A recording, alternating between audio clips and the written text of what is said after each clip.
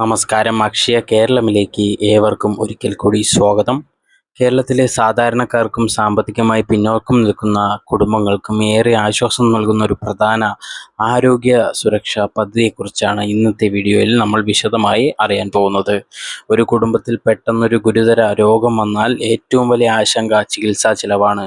പല കുടുംബാംഗങ്ങൾക്കും ആശുപത്രി ചിലവുകൾ താങ്ങാൻ കഴിയാതെ ബുദ്ധിമുട്ടേണ്ടി വരാറുണ്ട്. ഇത്തരം സാഹചര്യങ്ങളിൽ വലിയ സഹായമായി മാറുന്ന പദ്ധതിയാണ് കാരുണ്യ ആരോഗ്യ ഇൻഷുറൻസ് പദ്ധതി അഥവാ KASP.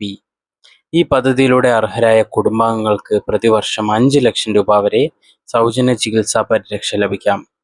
ആരാണ് ഈ പദ്ധതിയുടെ ഗുണഭോക്താക്കൾ?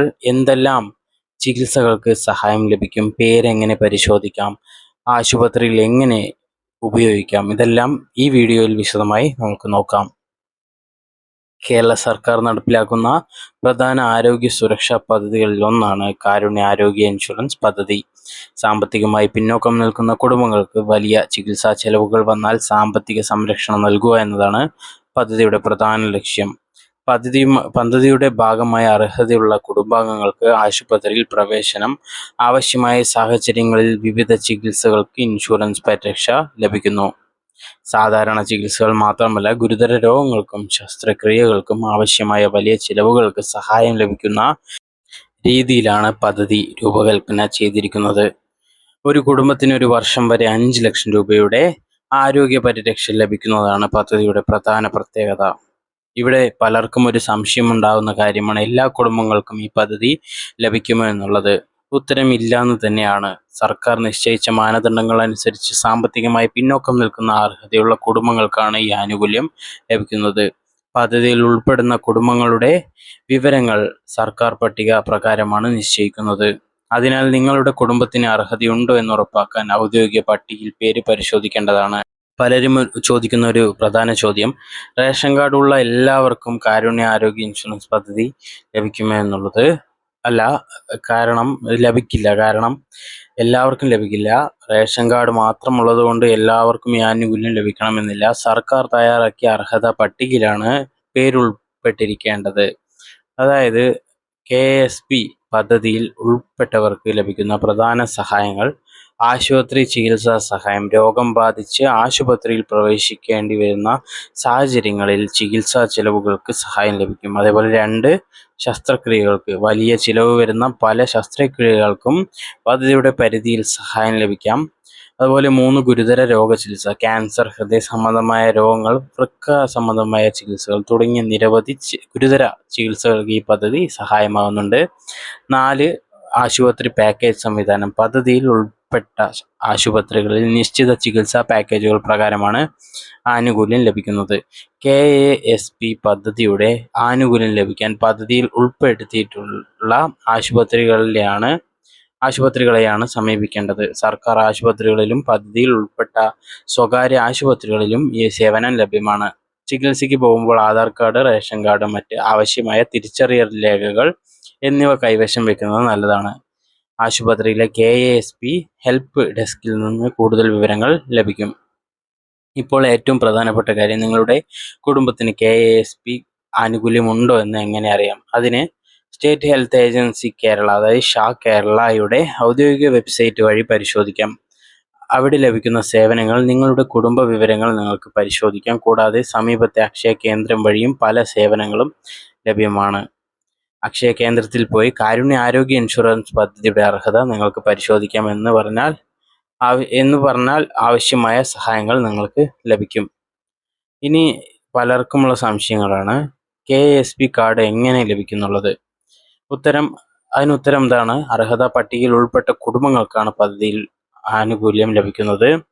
ഓരോ വർഷവും 5 ലക്ഷം രൂപയാണ് ലഭിക്കുന്നത്. ഇത് ചികിത്സാ പരിരക്ഷയാണ്. ആവശ്യമായ ചികിത്സാ സാഹചര്യങ്ങളിൽ നിശ്ചിത പരിധി വരെ സഹായം ലഭിക്കുന്നതാണ്. സ്വകാര്യ ആശുപത്രിയിൽ ഉപയോഗിക്കാമെന്ന് ചോദിച്ചാൽ, പദ്ധതിയിൽ ഉൾപ്പെടുത്തിയിട്ടുള്ള സ്വകാര്യ ആശുപത്രികളിൽ നിങ്ങൾക്ക് ഉപയോഗിക്കാൻ സാധിക്കും. പേരില്ലെങ്കിൽ എന്ത് ചെയ്യണം എന്നുള്ള ചോദ്യമുണ്ട്. ഔദ്യോഗിക കേന്ദ്രങ്ങളിൽ അന്വേഷിച്ച് നിലവിലെ അർഹതാ വിവരങ്ങൾ പരിശോധിക്കണം. അതുപോലെ തന്നെ KASP ഉപയോഗിക്കുമ്പോൾ ശ്രദ്ധിക്കേണ്ട പ്രധാന കാര്യങ്ങൾ പറഞ്ഞുതരാം. കാരുണ്യ ആരോഗ്യ സുരക്ഷാ പദ്ധതി ഉപയോഗിക്കുമ്പോൾ ചില പ്രധാന കാര്യങ്ങൾ ശ്രദ്ധിക്കേണ്ടതുണ്ട്. ആദ്യമായി ചികിത്സ ആവശ്യമായി വന്നാൽ ആശുപത്രിയിൽ നേരിട്ട് പണം അടയ്ക്കുന്നതിന് മുൻപ് ആശുപത്രിയിലെ KASP ഹെൽപ്പ് ഡെസ്കുമായി ബന്ധപ്പെടുക. കാരണം പദ്ധതിയിൽ ഉൾപ്പെട്ട ചികിത്സകളും ആശുപത്രി പാക്കേജുകളും അനുസരിച്ചാണ് ആനുകൂല്യം ലഭിക്കുന്നത്. രണ്ടാമതായി നിങ്ങളുടെ രേഖകൾ എപ്പോഴും തയ്യാറാക്കി സൂക്ഷിക്കണം. പ്രധാനമായിട്ടും Aadhaar card, ration card, mobile number, മറ്റ് തിരിച്ചറിയൽ രേഖകൾ എന്നിവ ആവശ്യമായ സാഹചര്യങ്ങളിൽ ഉപയോഗിക്കേണ്ടി വരാം. അതുപോലെ തന്നെ മൂന്നാമതായി നിങ്ങളുടെ കുടുംബ വിവരങ്ങളിൽ മാറ്റങ്ങൾ വന്നിട്ടുണ്ടെങ്കിൽ അത് ശ്രദ്ധിക്കണം. ഉദാഹരണത്തിന് വിലാസമാറ്റം, കുടുംബാംഗങ്ങളുടെ വിവരം മാറ്റം തുടങ്ങിയ കാര്യങ്ങളുണ്ടെങ്കിൽ ബന്ധപ്പെട്ട കേന്ദ്രങ്ങളിൽ അന്വേഷിക്കുന്നത് നല്ലതാണ്. പലരും ചോദിക്കുന്ന മറ്റൊരു കാര്യമുണ്ട്, ചികിത്സയ്ക്കായി മുൻകൂട്ടി പണം കൊടുത്താൽ തിരികെ ലഭിക്കുമോ എന്നുള്ളത്. ഇത് ഓരോ കേസിൻ്റെയും നിയമങ്ങളും പദ്ധതിയുടെ വ്യവസ്ഥയും അനുസരിച്ചാണ് തീരുമാനിക്കുന്നത്. അതുകൊണ്ട് ചികിത്സ തുടങ്ങുന്നതിന് മുൻപ് ആശുപത്രിയിലെ ബന്ധപ്പെട്ട വിഭാഗത്തിൽ നിന്ന് വ്യക്തമായ വിവരങ്ങൾ ചോദിച്ചറിയുക. മറ്റൊരു പ്രധാന കാര്യം, KASP ഒരു ആരോഗ്യ സുരക്ഷാ പദ്ധതിയാണ്. അതുകൊണ്ട് ചെറിയ അസുഖങ്ങൾക്ക് ലഭിക്കുന്ന സാധാരണ മരുന്ന് സഹായം എന്ന രീതിയിൽ ഇതിനെ കാണരുത്. ആശുപത്രിയിൽ പ്രവേശനം അതുപോലെ ആവശ്യമായ ചികിത്സയ്ക്കും വലിയ ചികിത്സാ ചെലവുകൾക്കും സാമ്പത്തിക സംരക്ഷണം നൽകുക എന്നതാണ് ഈ പദ്ധതിയുടെ പ്രധാന ലക്ഷ്യം. ഇന്ന് പല കുടുംബങ്ങൾക്കും ആരോഗ്യ ഇൻഷുറൻസ് എന്നത് വളരെ പ്രധാനപ്പെട്ട കാര്യമായി മാറിയിട്ടുണ്ട്. കാരണം ഒരു അടിയന്തര ചികിത്സാ സാഹചര്യം വന്നാൽ വർഷങ്ങളായി സമ്പാദിച്ച പണം പോലും ചിലപ്പോൾ ഒറ്റ നിമിഷത്തിൽ നഷ്ടപ്പെടാവുന്ന സാഹചര്യങ്ങളുണ്ട്. അതിനാൽ സർക്കാർ നൽകുന്ന ഇത്തരം ആരോഗ്യ ഇൻഷുറൻസ് പദ്ധതികളെക്കുറിച്ച് അറിഞ്ഞിരിക്കുക. അർഹതയുണ്ടെങ്കിൽ അത് ഉപയോഗപ്പെടുത്തുക എന്നത് വളരെയധികം പ്രധാനമാണ്. അതുപോലെ തന്നെ നിങ്ങളുടെ കുടുംബത്തിൽ പ്രായമായ ആളുകളോ ഗുരുതര രോഗചികിത്സ ആവശ്യമായവരുണ്ടെങ്കിൽ KASP ആനുകൂല്യം ലഭ്യമാണോ എന്ന് പരിശോധിക്കാൻ മറക്കരുത്. അതുപോലെ തന്നെ ഇനി പലർക്കും അറിയേണ്ട ഒരു പ്രധാന കാര്യമാണ്, കാരുണ്യ ആരോഗ്യ സുരക്ഷാ പദ്ധതിക്ക് അപേക്ഷിക്കുമ്പോൾ എന്തെല്ലാം രേഖകൾ ആവശ്യമാണെന്നുള്ളത്. പദ്ധതിയുടെ ആനുകൂല്യം ലഭിക്കുന്നതിന് സാധാരണയായി ആവശ്യമായി വരുന്ന രേഖകൾ Aadhaar card, ration card, mobile number, കുടുംബാംഗങ്ങളുടെ വിവരങ്ങൾ, തിരിച്ചറിയൽ രേഖകൾ, മറ്റ് ആവശ്യമായ രേഖകളൊക്കെയാണ്.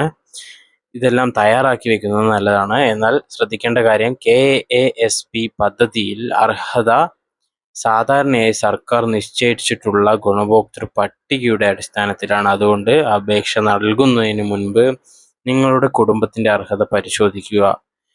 ഇനി മറ്റൊരു പ്രധാന ചോദ്യം, കാരുണ്യ ആരോഗ്യ ഇൻഷുറൻസ് അപേക്ഷ എപ്പോൾ തുടങ്ങുമെന്നുള്ളതാണ്. പദ്ധതിയുടെ പുതിയ രജിസ്ട്രേഷൻ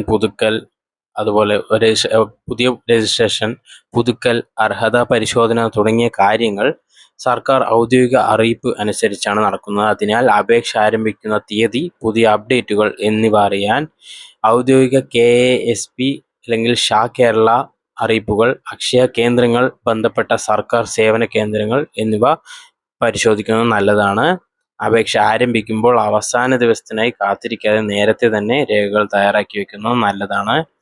കാരണം ആരോഗ്യ സഹായം ആവശ്യമായ സമയത്ത് രേഖകൾ തയ്യാറാക്കാൻ ബുദ്ധിമുട്ടുണ്ടാവാം. അതുകൊണ്ട് നിങ്ങളുടെ കുടുംബത്തിന് ഈ പദ്ധതിയുടെ അർഹത ഉണ്ടോ എന്ന് ഇപ്പോൾ തന്നെ പരിശോധിച്ച് ഉറപ്പാക്കുക. ഇതിൻ്റെ തീയതി ഔദ്യോഗികമായി വന്നാൽ ഞങ്ങൾ അറിയിക്കുന്നതാണ്. അതുപോലെ തന്നെ ഈ ഔദ്യോഗിക വെബ്സൈറ്റും ഇടയ്ക്ക് സന്ദർശിക്കുന്നതും നിങ്ങൾക്ക് ഗുണം ചെയ്യും. ഈ വിവരം ആവശ്യമായ കുടുംബങ്ങളിലേക്ക് ഷെയർ ചെയ്യുക. കാരണം 5 ലക്ഷം രൂപ വരെ ചികിത്സ ലഭിക്കുന്ന ഈ ആരോഗ്യ സുരക്ഷാ പദ്ധതിയെക്കുറിച്ച് പലർക്കും ഇപ്പോഴും അറിയില്ല. ഇങ്ങനെയുള്ള ഇൻഫോർമേറ്റീവ് വീഡിയോസിനായി ചാനൽ സബ്സ്ക്രൈബ് ചെയ്യാനും ഷെയർ ചെയ്യാനും ബെല്ലൈക്കൻ എനേബിൾ ചെയ്യാനും മറക്കരുത്. നന്ദി, നമസ്കാരം.